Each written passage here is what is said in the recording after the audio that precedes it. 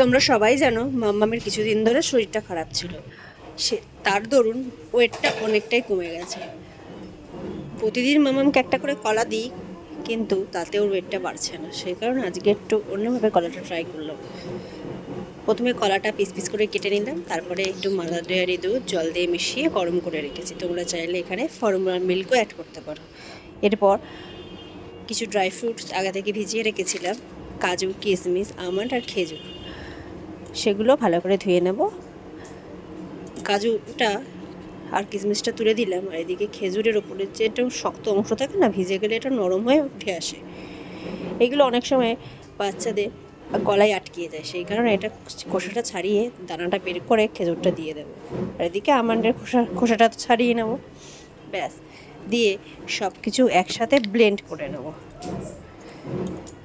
Almond পুষ্টিগুণে ভরপুর। এর মধ্যে আছে fibre, protein, vitamin E, magnesium, manganese, তামা, ফসফরাস, এবং এটা ওজন ঠিক রাখতে এবং হাড়কে সুস্বাস্থ্য করতে অনেক সাহায্য করে।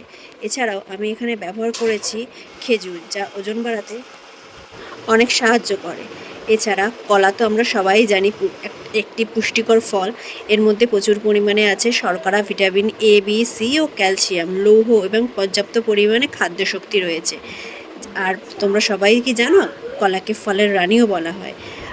আর আমি এতে ব্যবহার করেছি কাজু বাদাম, যার মধ্যে রয়েছে ভিটামিন ই, কে, বি6, ফসফরাস, ম্যাগনেসিয়াম, যা হাড় ও হাড়ের স্বাস্থ্য উন্নতি করতে অনেক সাহায্য করে।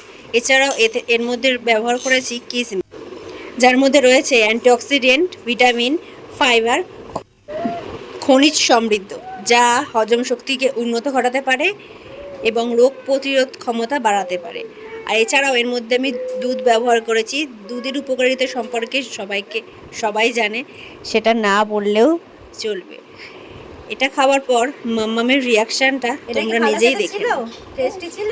ও বাবা, আবার জিভ বের করছে। টেস্টি ছিল? হ্যাঁ টেস্টি। টাটা করে দাও, টাটা করে।